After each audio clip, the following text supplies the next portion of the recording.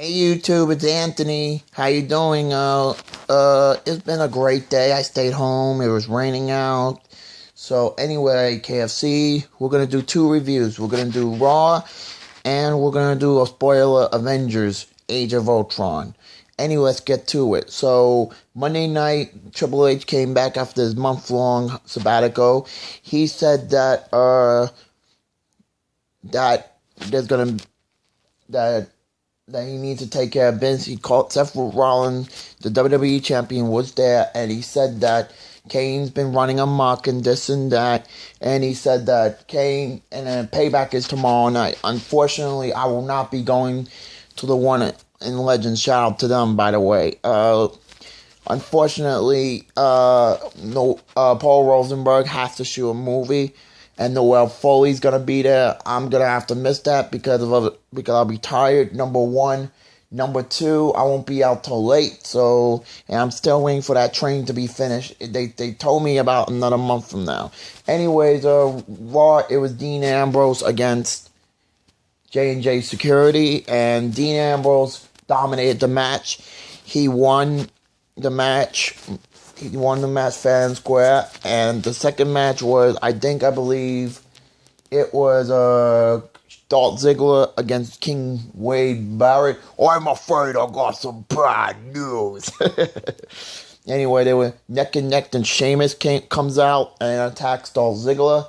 And then the third match was I'm trying to think. It was last. They talked about Tough Enough. The host is now confirmed going to be Chris Jericho. The judges are going to be Paige, Trish Stratus. I don't know if Trish. I'm not too sure. Daniel Bryan's going to be one of the judges. Brother, what you gonna do? Hulk Hogan, my favorite all-time wrestler. Shout out to him. He's going to be one of the judges. I will not be able to be in Tough Enough because WWE wrestling is hard. If WWE offered me a match, it will be one time only. And after that, I'll be done with that so I can go back to my independent wrestling. Anyway, it was a crappy match between Fandango against Eric Rowan. You know, he back with Luke Harper, and it was not a great match. The match sucked, and Eric Rowan won. He's now here. He attacked Fandango on the previous SmackDown, and basically, and it was Divas. It was Tamina Snuka against Brie Bella. Shout out to Brie Bella, by the way. Let me tell you a quick story. I met the Bella Twins a couple of years ago, twice, and they were very, very nice. And I liked them. I like the Bella Twins. And anyway, it was Brie Bella against Tamina Snuka. Tamina Snuka won, But Charlotte is coming through the main roster. They were supposed to bring her there, but she didn't. And basically, and it was the John Cena Open Invitational. And John Cena, last week it was Sami Zayn. It was a good match. I consider it the match of the year for all standards. And basically, that's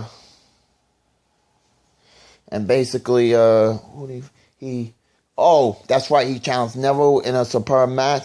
And then Rusev came out and he was speaking all that Russian gibberish, But the thing is, Lana is no longer with him, and they're repackaging Lana to become CJ. I don't know if she's going to be good or not, but the thing is that I watched Damian Sandow, who became Macho Mandow or something like that. It was funny. And then he took on Curtis Axelmania, and then the Ascension came out. They joined forces, and it was Mega Powers 2.1.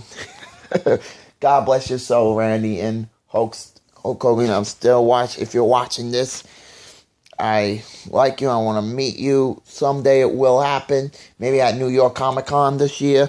Anyways, it was Daniel Bryan's big announcement. But the thing is that Daniel Bryan is retired.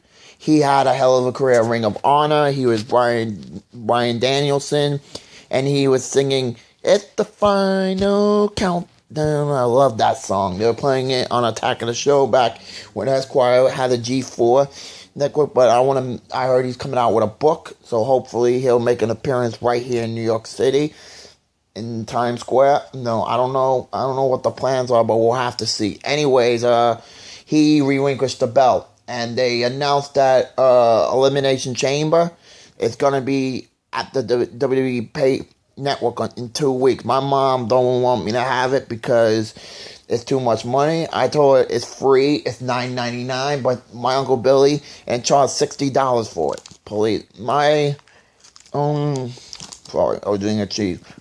My only WrestleMania thing right now is to go to Texas, but we'll have to see about my behaviors. Anyway, then it was New Day. It was Big E against Cesaro. New Day sucks. New Day sucks. I don't like the New Day. The New Day are a bunch of cheaters. So anyway, I watched the match. The match was good. Cesaro won. And the main event featured, it was, what's the guy's name? Roman Reigns against Kane. But unfortunately, Roman Reigns, got him. It was a no contest, but I've yet to see SmackDown yet.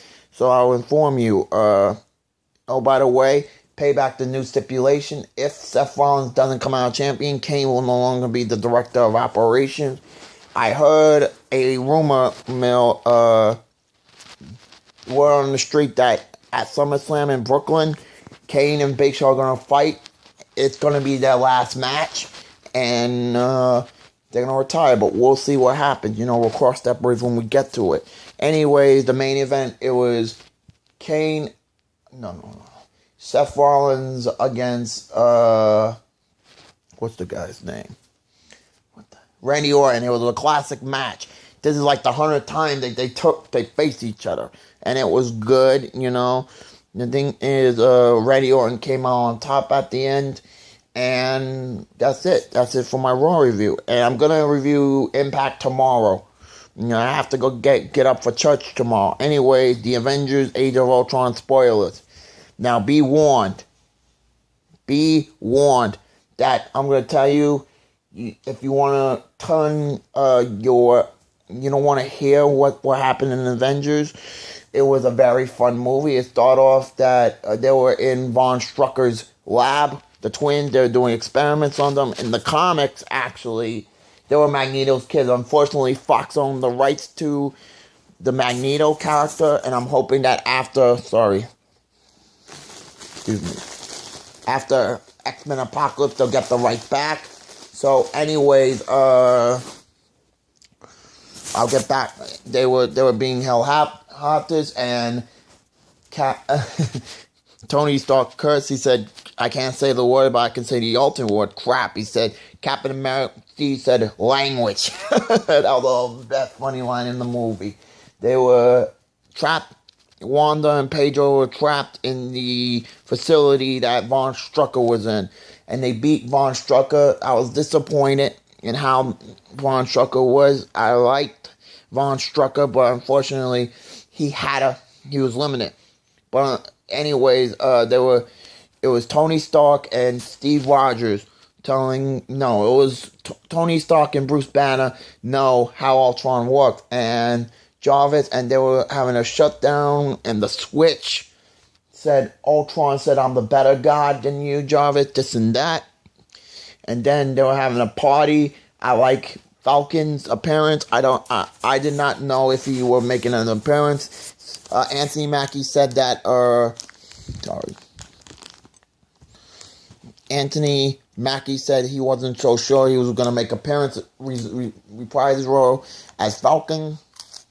And then Don Cena was there. He tried to pick up the hammer, and Stan Lee said, "I served in World War II. Shout out to Stan Lee, by the way." He said, "Excelsior." And basically, Ultron said, your strings and puppets. He said, and Hulk and Bruce Banner said, Ultron in the flesh. And then they were attacking and everything. And then the Avengers planned their next move. Ultron, being a badass and everything, they took control of the twins, you know, and of the twins. They telling me, I forgot. You know, that went by quick, but it was a long ass movie. They went to Wakanda, and it was Claw. Andy Serkis played a marvelous job at Claw. And the funny part was, Pedro offered Claw some candy. Claw offered Pedro some candy. It was funny and everything, and in the comics, Black Panther's father was killed by Claw. That's how he got chopped his hand off. But it was a very good scene. And Ultron said the prediction, and then they were in Wakanda. Claw got his hand chopped off, and then they were doing that Scarlet Witch was absorbing some toxin, red toxin or some crap like that, and Hulk went ballistic. He fought with the Hulkbuster Iron Man. It was very good, and they put him on hallucination. And basically, that the Tesseract was from part 1 had it, and basically Wanda, Scarlet Witch put them in some sort of like a hallucination. Black Widow was trained by Baron von Strucker, but the thing is that Captain America was sucked back into the 1940s with Haley Atwell. She said, "Come on, please, the war's over." And he was hallucinating. Thor was hallucinating that Hemdale has white eyes, and the stripper, and this girl was trying to do a striptease, you know, but but that was perverted in a way. But the thing is that all of them had hallucination moments, and then Ultron had the Tesseract, and he had an unnamed body, which I will reveal basically a little. That will come in a little while. Anyway, he used the Tesseract to brainwash Amanda Cho. We all know Amanda Cho's son is Amadeus Cho in the Marvel U. And basically, they were in the farm, and they met up with Nick Fury. Hawkeye's wife was there, and the thing is that, let's go back to Dr. Amanda Cho, or whatever her Cho. But the thing is, Ultron used the Tesseract to brainwash her. Anyways, the part that his girlfriend, played by wife Linda Carnetti, and they want to go home, and Nick Fury told him, "You have to reform as a team." In the comics, Wonder Man was the guy with the Avengers. In the comics, Hank Pym created for Ultron, but they're gonna say that for Ant-Man. You know, Michael Douglas is playing Henry Pym, and Scott Lang will be played by Paul Rudd, which I saw the trailer before Avengers. It was awesome. Anyways, what else? But the thing is, they were chopping words, saying they have a little bit of SmackDown and everything, and the thing is that they went back to Avengers Towers, and they kicked the crap out of each other, Steve and Tony Stark, you know. But they performed the Vision. Well, in the comics, the Vision was created by Ultron. In the movie, it was in Jarvis's body. They put Jarvis into Vision, and I thought Vision was the man in that. He's my favorite character besides Captain America in the movie, and he's